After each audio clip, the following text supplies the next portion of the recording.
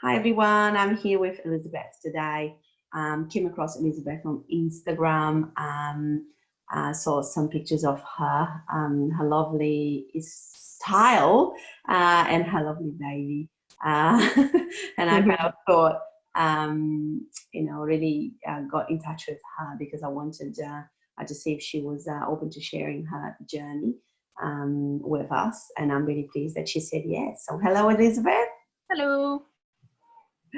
So, so I just wanted to ask you, like, how old were you when you were diagnosed with cancer, and what cancer did you have? I was diagnosed when I was 29.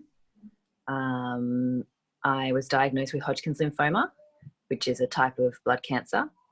And I was diagnosed about 3 weeks after I gave birth to my first child, my daughter. Wow. Yeah. And so what was your pregnancy like? And what do you think what happened like after did you feel anything before, anything different than obviously being pregnant and tired? And look, honestly, I had a great pregnancy. It was pretty much perfect. I wasn't sick at all. I was tired and I had some cravings, but I didn't vomit at all. I didn't put on any excess weight. I was all belly. I was glowing. My hair was amazing. It was just perfection. And the birth was really fun and everything was just great. I was like, this all I ever wanted was to be a mum. And I was like, I have arrived. This is it. This is great. Everything's going so well. And then bang. Wow. So how did you find out that you had cancer? About halfway through the pregnancy, I was at work and I noticed a lump in my underarm. But as you know, mums will know, the breast tissue goes up and into your underarm. And at that time, my colostrum was coming in. So I sort of assumed that it was something, breast changes to do with breastfeeding. I couldn't get into my regular GP. So I just found like a little local one near work, and I popped in and I sort of asked her about it. She felt around and she was like, yeah, how pregnant are you? Blah, blah, blah. And she made the same assumption that it was breast changes. And I actually asked the question while I was there, like half joking. I was like, oh, it's not cancer or anything, is it? And she was like, no, it's not cancer. It's fine. I was like, okay, good. So I went back to work and didn't tell my regular GP, didn't tell my midwife, because I just sort of assumed that it was fine. And then just sort of forgot about it. And then after she was born, and my milk came in, I noticed that it was really big because once again, you have breast changes. So I thought, oh, maybe I've got a blocked milk duct or something. So I went to the GP, my GP again, and he was like, it's a bit big. So look, we're just going to send you for an ultrasound, just to be safe. I'm sure it's nothing. I'm sure it's just breast changes, just to be safe. And then I got the ultrasound and they said, oh, look, we're going to do a biopsy just to be safe. We're sure it's just breast changes, just to be safe. So they did the biopsy and my girlfriend came up to meet the baby. She's from Melbourne and I'm in Sydney. And she was here and I said, oh, I'm waiting for these biopsy results. So, we'll need to duck into the doctors just quickly just to get the results. It'll be fine. I hope you don't mind. She was like, no, that's fine. And then they called me and they said, your results are in. We want you to come in before the end of the day. And I thought, okay, all right, I'll be there in 10 minutes. Do you need me to make an appointment? And they were like, no, we'll just see you when we get here. And I thought, oh, fuck, that's not good. And then we're in the waiting room and I'm breastfeeding my baby in the waiting room. And I'm joking with my friend being like, it's fine. We're going to laugh about this later. And then we went in and as we were walking into the doctor, I said, oh, I've brought my friend along. I hope you don't mind. And he said, no, I'm glad she's here. And I swear. And then we sat down and I don't remember what he said, but all I remember him saying is lymphoma, very treatable, very curable. 𝗕𝗢𝗢𝗓𝗓 had it. You're going to meet your hematologist tomorrow. Oh my God. And that was it. And I just remember sitting there and I looked at him and I went, I have cancer. And he went, yeah. Oh my God, I know, it's such a surreal moment when you actually get told, that it is cancer. Yeah, So the lump, like, was it painful, or like, when you? That wasn't painful, wasn't anything. I didn't look. I might have had other symptoms, but it was masked by the pregnancy. A symptom is fatigue. I was exhausted. I went to 42 weeks and 3 days gestation with her. I was huge. I was exhausted. Pregnancy, right? And then after she was born, I had night sweats, but I had read that night sweats happen after you give birth because it's your body getting rid of all the excess fluid.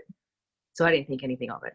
It's like, okay, this is just part of, A night sweats would be, I remember when I went to the emergency, they asked me, have you had any night sweats? And I think some cancers, Yeah, night sweats is a symptom of Hodgkin's lymphoma. Right. Yeah. Right. So I did have them, but I don't know. Yeah. So everything was kind of masked by the pregnancy. But yeah, no pain, nothing. And I had it all through my chest, which I didn't feel anywhere. The only thing I had was the lump. But the one through your chest, was it like, could you feel it afterwards when they told you, or was it more kind of deep? I felt a little one in my neck, but that's all I felt. When they told me, I was like, oh, I had to feel around and I could feel it a little bit. But yeah, I didn't notice it at the time. So your baby was 3? I had the biopsy when she was 2 weeks, and I got the results when she was just over 3 weeks. Yeah. Wow. Yeah. And then the plan went quite quickly from tomorrow you're going to meet your hematologist, and then you're going to give you a plan. Yeah. So that night I got quite drunk. Yeah. And cried. And then the next day I went in and met my hematologist, and I was terrified because I had no idea that it was so treatable and so cured. Like, the survival rate, I think, is like 80 or 90%. Like, it's a really good survival rate. I didn't know this at the time, so I was a mess. It was an absolute mess. I was like, I just don't want to die. I've just got this baby. I can't leave her without a mum. But we went in and just started all the tests, all the staging. So did the PET scan, CT scan, lung capacity test, the heart scan, all the blood tests, everything. And then it came back that it was stage 2B. So it was in 2 locations, my underarm and in my chest. And there was multiple in my chest, which is why it was 2B. Yeah, and then they started talking about the plan, and we had a meeting with a fertility specialist, and they offered us to go through the IVF process. So after, giving birth 4 weeks ago, I then had to reverse breastfeeding. So I had to take all these pills to reverse the breastfeeding, which was just heartbreaking. And started injecting myself with hormones to stimulate the production of your eggs. Of my ovary, of the eggs in my ovaries. And then, went in and we got 12 eggs, and we chose to create embryos. So Andrew gave his product, and we created in total 5 embryos. So we've got 5 little babies in the fridge ready to go. So that took about 3 weeks. And then I started chemo. Oh my God, that is full on for your body and your mind. And now I'm on Zoladex as well, which is just like, oh my God, the hot flushes are so real. So basically went from, having birth, breastfeeding, which is already like a hormones going up and down already. Yeah. From stopping the breastfeeding unnaturally, injecting yourself with hormones to produce eggs. Yeah. And then again, you're back now on stopping the ovulation as well with the Zoladex. Yeah, and then Zoladex, and here we are. And how long? When did you start the Zoladex? Straight after you? Straight as soon as I started chemo. Yeah. So, and what was the reason why they put you on the Zoladex? Because they didn't want you to. So at the moment, it's experimental in terms of preserving your fertility. So the way that it was explained to me is that it prevents your eggs from coming forward as tribute to then ovulate. So the hope is that it will protect your eggs from the chemo because they're not coming forward to ovulate. Yeah, because any eggs that will come, the chemo's just Damage. zapping, and then you're losing eggs because you only have X amount of legs with eggs for your life. Yeah. Yeah, so this will basically stop you from ovulating, which will hopefully protect your eggs.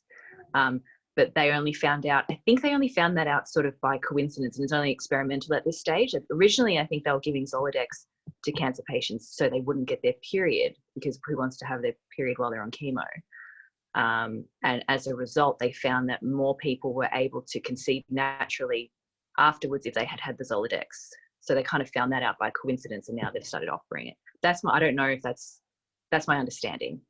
I'm not a medical. Yeah, no, I have heard that too, now that you're talking about that, there's 𝗖𝗓𝗡 to preserve the fertility. So why do you think you got cancer, or have the doctors given you any insight on that?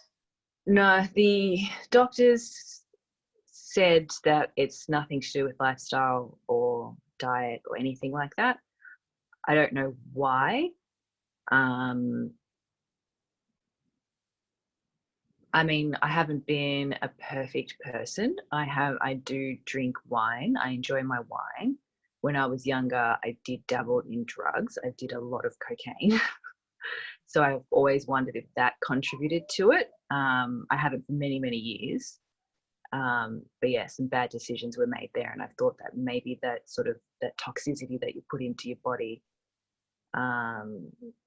just messed up the natural sort of rhythm of things. I don't know. I'm reading about, spirituality, maybe this is just my journey. This is what the universe is giving me to make me a better mum.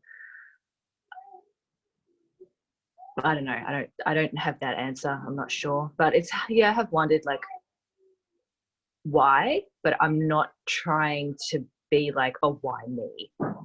Yeah. Just wanting to maybe find some peace and an answer. If I know why, then I can prevent it. Again, in me and my family. Exactly. Yeah. So what did they, after all the tests, what did the oncologist or the hematologist told you? What was the plan around treatment or? So I was given a choice of 2 different types of chemo regimes. I was given a choice between doing escalated 𝗕𝗓𝗄 or ABVD. So ABVD is sort of like the original chemo regime that they would give to people with Hodgkin's lymphoma. But there's a newer type, which is called escalated 𝗕𝗓𝗄, which is more drugs. It's harsher. You're more likely to get toxicity, but it's more effective by a few percent. So if you've got a higher stage, they recommend doing the escalated 𝗕𝗓𝗄. But because I was kind of like on the border, I was 2B. They said you have a choice between doing escalated 𝗕𝗓𝗄 or ABVD. So I was given that choice. So which is hard in itself, right? Because the percentage is like probably like 1 or 2%, and when you really look down to it, it's probably not worth the damage they probably will do in your body. I don't know, but yeah, exactly. It was like, is it worth it for the few percent? But it would be worth it if that percentage is what makes it come back. So also. You're more likely to become infertile with the escalated 𝗕𝗓𝗄, which was a huge thing for me because I've always wanted to have lots and lots of kids. So that was a huge influence in my decision. But also my partner suggested that if you do the gentler one, the ABVD, and it's not as effective, they would need to escalate it to the 𝗕𝗓𝗄. So you're better off starting with the 𝗕𝗓𝗄 and then later on de-escalating it to the ABVD once the 𝗕𝗓𝗄 has worked. If you do it the other way around, you might be too exhausted and then you're smashing yourself with an even harsher chemo. That could be really quite detrimental to sort of the journey in your recovery. So we decided to go with the escalated 𝗕𝗓𝗄 because we got 5 embryos, and that was a huge factor for me. I'm like, cool, we've got 5, we've got that insurance policy, let's do it, let's smash it out. And we did the 2 regimes of the escalated 𝗕𝗓𝗄, and then we did a PET scan and it came back that I was in remission, so it was gone. So they've de-escalated it now, and now I'm doing ABVD just to finish it off. And that's kind of as a preventative. Yeah, that's just because the PET scan, it sees the cancer, but it can't measure it on like a cellular level. So even though they can't see it on the scan, they can't guarantee that there aren't like a little cluster of sort of sneaky cells that are hiding in there. So they do the ABVD just to clean house, you know. Did you ever have that CEA levels, you know, the tumor markers high? Probably not. I probably have them in paperwork somewhere, but I haven't really looked at them because I don't understand them. And I trust you probably haven't had. I mean, I think by the time that CEA gets to a level that is high, you know, it's quite a serious matter. Yeah. But yeah, I had the same as well. My chemotherapy was just as a preventative, you know, method after they already had taken the cancer out from inside my body. I think that's who's doing, he's having breast cancer treatment. That she's had the mastectomy, but they do chemo afterwards just to make sure. Yeah. So at the moment, so how many treatments have you got left? I've only got one. So yesterday was the beginning of cycle 4. So that was one in the first infusion. And then in 15 days, I've got my last infusion. So I'll be ringing the bell, doing all that kind of fun stuff. Awesome. I need to get t-shirts. Yeah. I can't believe when we were talking earlier, you mentioned that you did a chemo yesterday. I mean, you were looking fantastic, and I can't believe you've got energy to even do this. How have you been feeling, like, you know, around the chemo? And obviously you're a young mom, and the low energy levels is hard. That's probably the hardest part. I haven't vomited, which is pretty miraculous. I do feel a bit nauseous. I found that the escalated 𝗕𝗓𝗄𝗏 was easier in terms of managing the symptoms because it's so harsh. They medicate you so much more. So you're on steroids, like a really high dose of steroids for 2 weeks. They give you all these anti-nausea pills, like they just smash you with all of the drugs. And I am all for taking the drugs. The first thing I do in the morning is I take my anti-nausea. I don't even question whether I need it or not, because if I do need it and I don't take it, I actually forgot to take mine once, and I literally forgot, and I had to take mine so I had my infusions to start on Friday until Sunday, and I had to take, they gave me in the hospital a really strong one, and then Saturday and Sunday I was at home and I needed to take by myself, and I forgot. It was pretty rough that week, because what I didn't understand at the time is that it has a long-lasting effect. So that even that little pill that you take on a Saturday and that pill that you take on a Sunday is helping for the whole of the, you know, the whole week to stop being sick. So I learned my lesson, and I didn't forget. I don't even question it. So I found that the 𝗕𝗓𝗄𝗏 was almost easier. And also because it was my first 2 cycles, I was still quite strong. You know, like I had the energy levels. The ABVD, the last cycle of ABVD that I did, they changed the steroid medication, they changed the nausea medication, and that was probably the worst that I had felt. I started getting like 1 or 2 mouth ulcers, and like the back of my tongue felt really funny, and swallowing was difficult.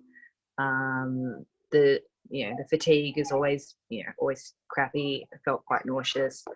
And so I went to them and I said, I can't do this. Give me something else, because I need to function. Sorry. You know, I don't, I can't lie in bed and have a day in bed. It just doesn't happen. I just can't. So change it. And they did, and it went well. So that's good. So I'm hoping that it will continue. So what would you say have been the main things that kept you, you know, going during treatment? You know, you still had quite a few sessions and still had to keep functioning and keep going. You just don't really have a choice. Like, you just don't. There is no other option. The other option is just to lie there and die. You know, like you just have to do it. I mean, obviously, you know, she's a really great motivator. Super cute in the mornings and just smiles at you, and you're like, oh, okay, I'll get out, you're so cute.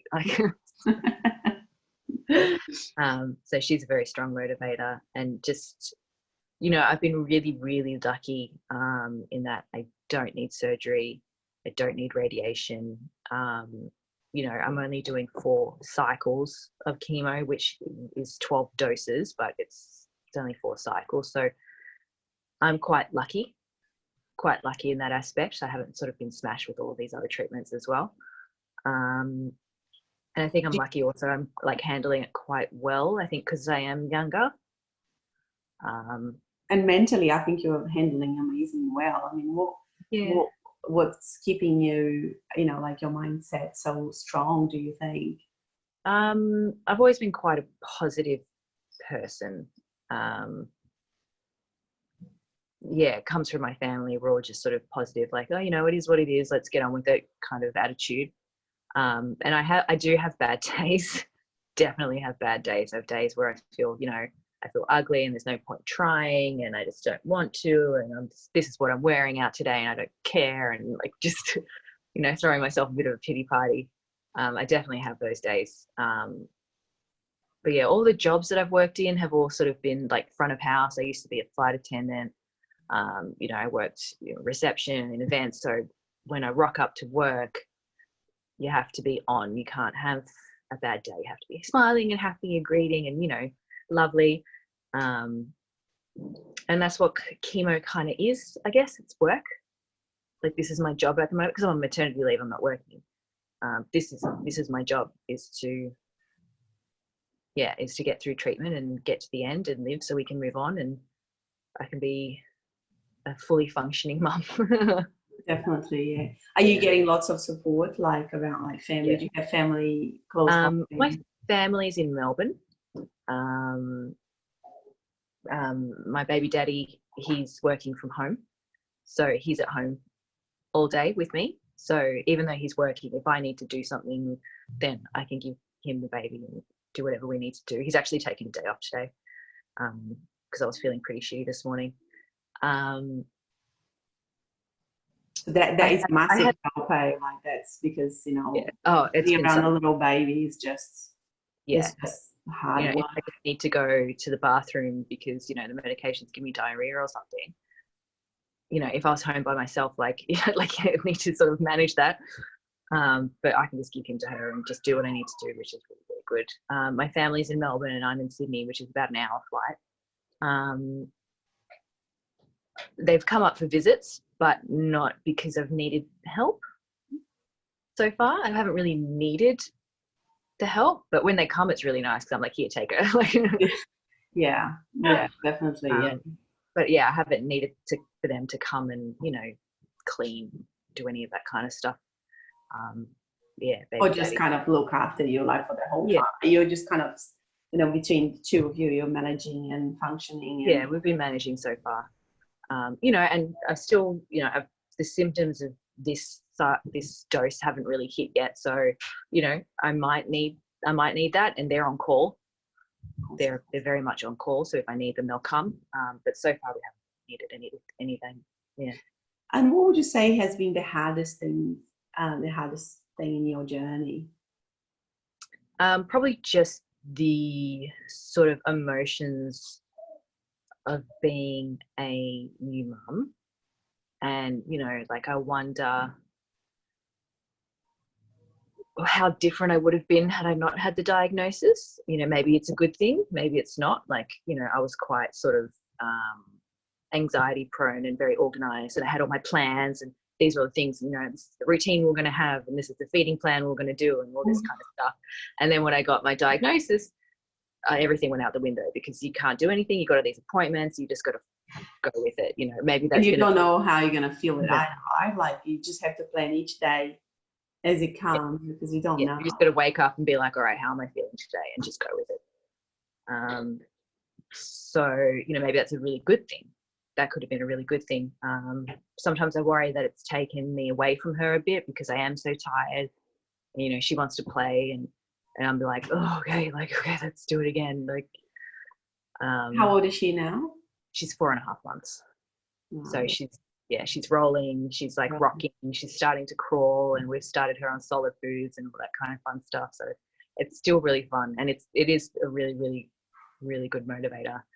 But I worry sometimes that it's taken me away from her. You know, I do chemo without her now, so I'll go there by myself, which is a whole day without her. You know, it's taking a toll on my partner as well because he's doing everything. He's doing all the cooking. He's working full time, like all the cleaning in the house, like just picking up after me. Like yeah, so we're really looking forward to coming to the end and just being able to, we're going to go on holiday. Awesome. We're going to go to a tropical destination somewhere and just on the beach. Yeah. And just sort of being able to reassess and reevaluate and just move on. Yeah. Yeah. It is definitely hard on the support person, you know, like my husband was saying, you know, he's working, my kids were 6 and 4, he was, you know, cooking and doing everything, and often, you know, obviously you were the one going through it, but they suffered as much as you, because they don't only see you suffering physically and mentally, but they, you know, they feel, you know, they feel helpless as well, because you can't share the suffering, like the physical suffering. And definitely, it's your diagnosis, but it's a diagnosis of the whole family. Yeah, I think that's definitely a great way to put it, because it is indeed. And I know this is a hard question. Have you been able to find any positives on this journey? I mean, you mentioned about the you know, like how organized you were, and how, you know, the anxiety around everything, and I think, you know, maybe you're right, you know, like, you know, because babies in itself, I think we have all these great plans before our first baby, that we're going to be like this and then the other, and you know, and then you get this baby, and you know, my first child screamed for like 6 weeks. I was about to throw this child out the window. You know, and it's like, you know, he didn't sleep at all, and it was just like, this is not what I have asked for. It's not what I had planned. Exactly. You know, I had all the modern cloth nappies like all set up, and I was like, they're never going to use a dummy. And what else was there? I'm never going to put her in front of an iPad, and like, we don't have a TV, but we've got like a little iPad. I'll never let her do that.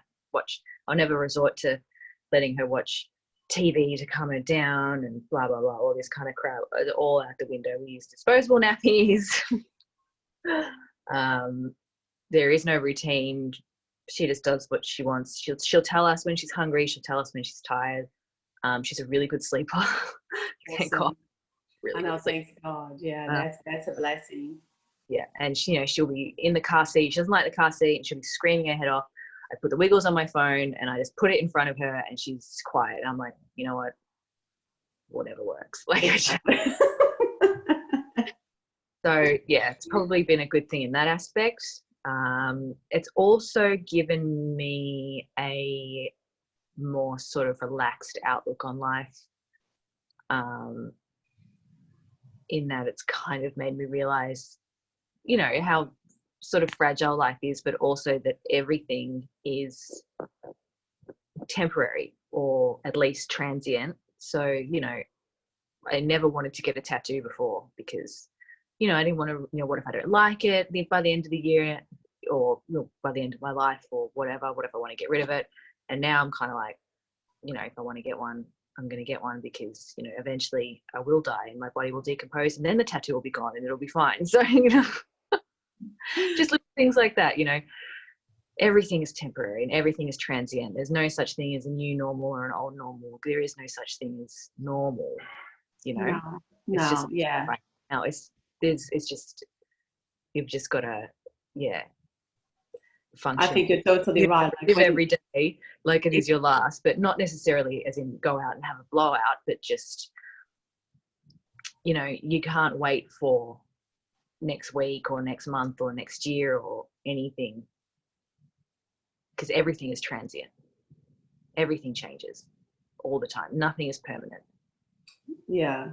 And I think that's for me, that was a big realization as well. And, you know, when you're in the middle of it, you just, you know, because some days you know, it's so rough that you know that you're not going to feel like that every day. You know, tomorrow will be a better day. And that's what I, you know, used to keep saying to myself, you know, just live through this tough day, and tomorrow you'll be just fine. You know, you're not going to feel like this all the time. And then before you know, the treatment will be finished, and, you know, you'll be doing other things. But and just enjoying little moments in life, like, you know, like you're saying, you know, like not I think I appreciate a lot more just, like cuddling with my kids in the morning, or, like I just stop myself and go, this is a beautiful moment, I love this. Yeah, I'm trying to do that more now as well. It's just stop thinking about what's next and just focus on what's happening now. Yeah, definitely. So pretty much in about 2-4 weeks time, you're going to be done. Is that kind of the plan, like with the recovery time from the last session? With recovery time, in terms of, so there's recovery and then there's like healing. So recovery from the chemo. So the cycle will finish. My last cycle the symptoms should end in about a month, about 30 days. I should be clear. And you're not going to be in any more medication. That is it, finished. Yeah, in terms of chemo doses or medication, I'm not sure if I need to keep taking. I haven't spoken to my hematologist about this yet, but I need to talk to her about whether I need to keep taking like the antivirals and the antibacterials and the antifungal and all that kind of stuff, because I take them every day to prevent infection. So I don't know how long I need to take them for, but there's sort of nothing. Yeah. In terms of actual chemo drugs, that will be it. I'm hoping to relactate. Oh, that's beautiful. Hoping to. So we'll see how that goes, because there's not really much research on it. So I need to find out how long the chemo is going to be in my system for.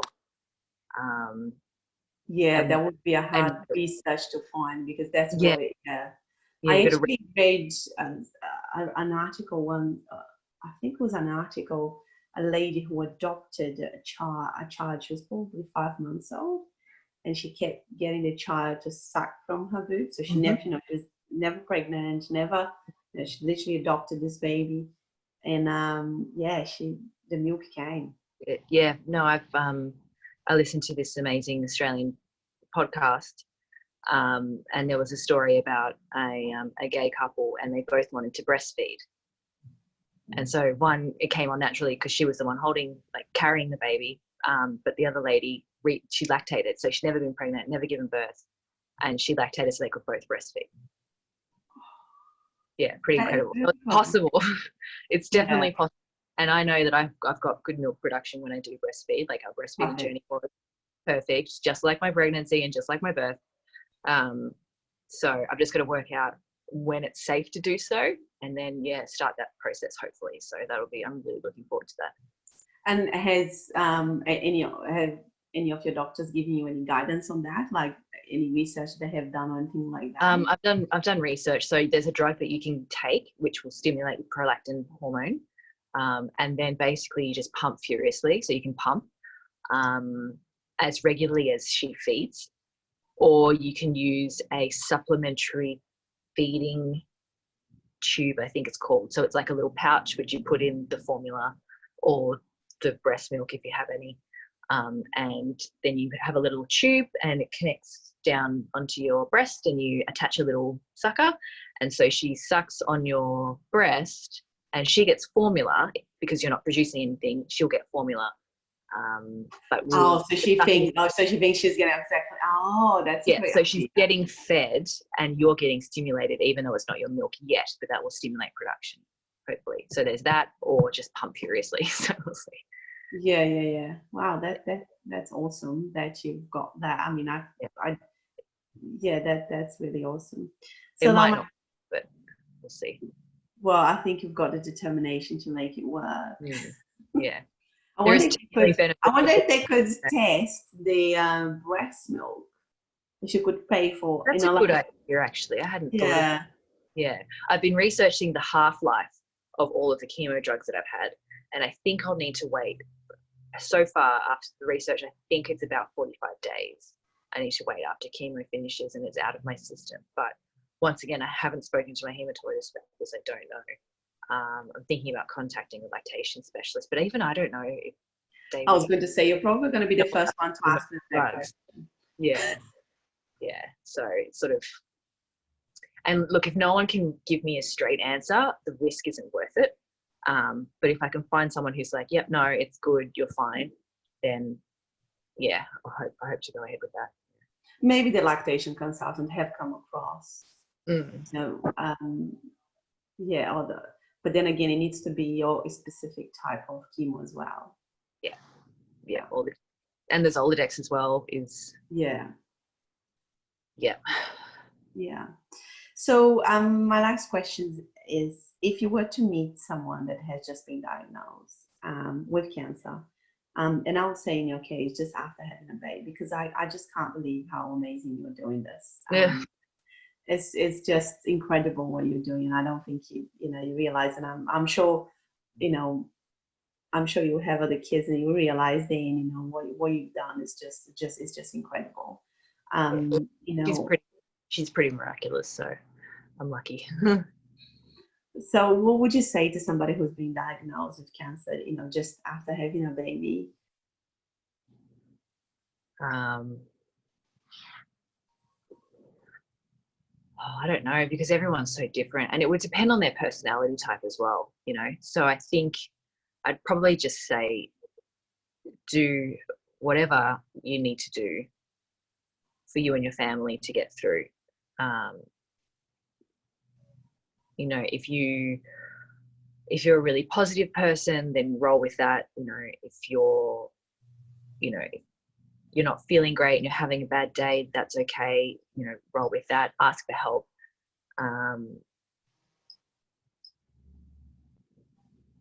Everyone's so different. You can't really tell anyone how to experience their journey. They need to experience it for themselves. I would probably tell them to take ownership of their care. Ask questions. Everyone told me to bring, someone to your hematologist appointments to take notes and to, be the correspondence to book all of the appointments. But I found, because I am so organized and sort of anxiety driven, that I was better off being in control of all that kind of stuff. So, people will tell you one thing and you might find something that works better for you. Yeah. But yeah, do whatever you need to do. If you want help, ask for it. If you need your family here, get them here. If you want to get a cleaner, get a cleaner. If you want to get a meal service, get a meal service. If you want to have a day in bed, ask for it. If you want to bounce off the walls and, I don't know, if you want to shave your head, or if you want to turn to religion, whatever you need to do, just go for it, because it's your journey and no one can tell you how to go through your own journey. Yeah, no, that's definitely a valid point. We actually didn't talk about the shaving the head. So how quickly did you lose your hair? I don't remember now.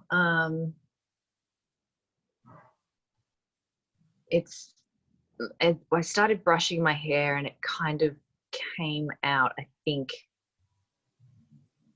at around. But with your chemo, did they tell you that's it, you're gonna lose it, or because with mine it was you might not, you might go fine, but not, you might not lose the whole thing. I asked about cold capping. Not that I was too precious about my hair, because I was like, what, if I'm gonna live, then it's fine. That's actually what I said to my girlfriend when she was here, and they called me up and they said, come in. And I was like, oh shit, this is not good. I said to her, look, if I lose my hair, I don't care. If I lose my breast, I don't care. I just don't want to die. That's actually what I said to her. So I asked about cold capping, not sort of half-heartedly, and the nurse was like, nah, with your regime, you're going to lose it. And I was like, all right, cool, well, I'm not going to. Okay. Apparently it's quite painful, the cold capping. Yeah, I didn't even know about it. I told a lady, one of the moms at school, one of those conversations between my surgery and start of chemo. Hey, how are you? Oh yeah, no, doing so well. Just had surgery and I've got cancer. And she was like, oh, are you going to lose your hair? Have you heard of the cold capping? That's the first thing. I know. So I just kind of thought to myself, just trying to stay alive here. So now, you're not too worried about my hair. Yeah, just don't want to die. Yeah, just a little bit more important, but But I mean, it does suck, and there is, I miss my hair, and there are days where I'm like, oh, this sucks, but yeah. I would say the same. It is a big thing. For me, it was one of the first questions that I asked my oncologist. and that was not even, you know, I'm not a very vain and stylish like you are. Like all your pictures, you're just like amazing. Like I am not there. I have noticed, by the way. Yeah. Yeah, it is part of your femininity, right? It is part Yeah. of you, and It's your crown. I did lose more than most, and it got to Yeah. the point that I thought it's just ridiculous. I'm just doing everything to keep this tiny little bit of hair. Yeah. I am just gonna shave it off, and I Yeah. felt like, I don't know how you felt, but when I did it, I actually had probably about 2 months to get used to it. It wasn't like, you know, from one day to another. Yeah. Yeah. By the time I shaved my hair, I felt pretty relieved, and I thought, you know what, Yeah. I can do this, you know, this is just fine. And I would go out and, you know, nothing, and sometimes you catch people looking at you. Oh yeah, people do the whole Exactly thing. and you're like, say, yeah, it's me, the cancer patient. Yeah. I know. And I had, on top of that, I had my peak line here as well, so I was like all over it. Yeah, I've got this bad boy, and if I wear something, I look, I can see. Yeah. God, she's so sick. Like, okay. No, I lost. Laugh, right? I think, at the end of the first cycle, and I was just brushing my hair, and like it just got more and more and more coming out of the brush, and I just felt really gross, and I wanted, like, I'm a control freak, and so I was like, I'm shaving it off. So I went and shaved it off, and then once I did, in the shower, every time I'd run my hands through sort of the number 2 head shave that I have, and I'd look down at my hand, and it was covered in these tiny little hairs. I had to clean the bath every time I got out of the shower. No. But you didn't lose your eyebrows, like, because the breast Not cancer. yet. They are thinning, but I was lucky enough to get a tip from someone who told me to get my eyebrows tattooed before you start chemo. So they're thinner than they normally are, but I don't know if you can see. It's kind of a little bit, really light there. Yeah, that's tattoo, and that's hair, and that's tattoo. So I'm really lucky. I've got patchy eyelashes, so I'll probably lose them, but that's sort of okay. You just put on really thick eyeliner, and people can't even see. And also you've got like only another cycle to go, really. So yeah, you know, you might not. I don't know. But, yeah, and it grows pretty quickly back. Yeah, I've got everything ready to go. I bought these like Instagram vitamins that make your hair grow, and I've got castor oil, which I actually used to try and induce my pregnancy. Induce my labor, because I went so far over. Yeah. I went to 42 weeks and 3 days, and they were talking about, you know, being induced and all these things. So I bought castor oil, and I drank castor oil to try and induce labor, not realizing that I was going to need it to put on my eyebrows and my eyelashes when I lose my hair to chemo. So I do. I've already got castor oil. I'm going to, so that apparently helps with the eyelashes when they start. So you do, but you just put it on there. You're supposed to drink it, or do you? Yep. So you put castor oil on. I'm not sure how often. I think definitely at night, and it helps with the hair growth to come back. So I'll be doing that, and I'm taking all the vitamins. I do have these weird pigmentation marks all over my body, which I'm not really sure how to get rid of yet. I think that could just go after as well. Once the toxicity, you know, is gone from your body, healing properly. Yeah.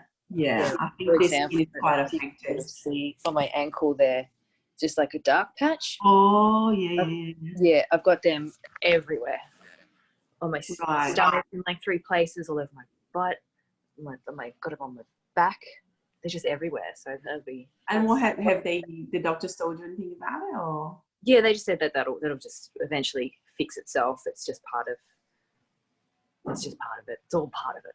Yeah, exactly. Yeah. I know. Sometimes I wish I could say to them, you just take a dosage of my chemo. You tell me it's all part of it. Yeah. But I wouldn't wish that upon anyone, to be honest. No. I know.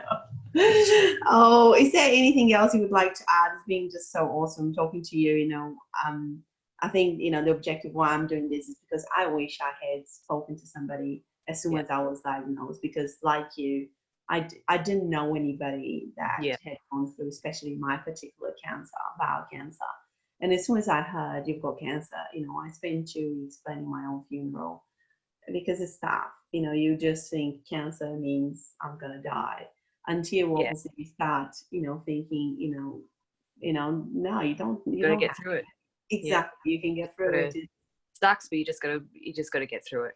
But yeah, that week between knowing you have cancer but not knowing how bad it is that was honestly the worst week of my life. That was fucking horrible, because you don't know, like for like 7 days you're like, where is it? Is it in my heart? Is it in my lungs? Is it in my bones? Like, am I gonna die? You know, that is the hardest week. It's easier once you get the diagnosis. Even if it's not a great diagnosis, you at least know what you have to do, and you can mentally prepare for the plan. Exactly. You just definitely. And like I actually had a month. I had a month. I know, because I had the surgery and I was recovering from surgery. Oh yeah. And then I had the appointment with the oncologist a month later.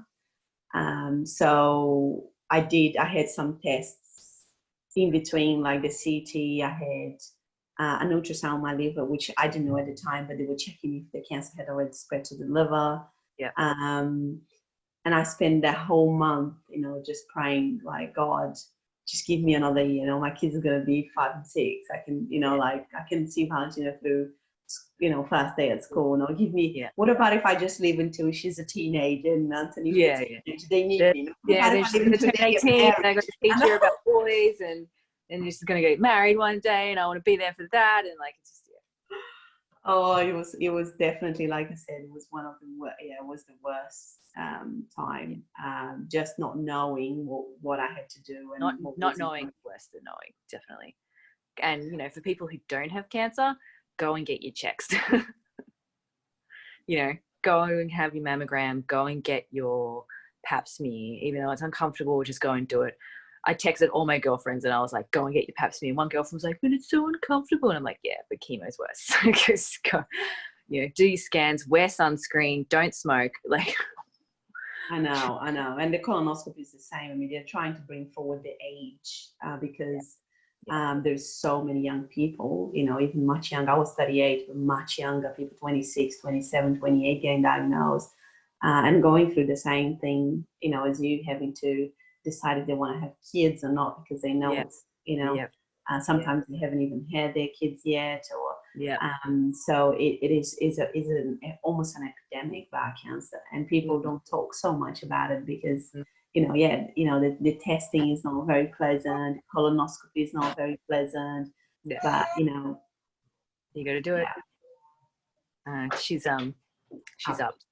Okay, well, thank you so much for your time. I really, really appreciate it. Thanks so much for your work. My pleasure. It's my pleasure. Awesome. Thanks for having me. No, that was awesome, really. Thank you so much. Take care. Alrighty. Bye.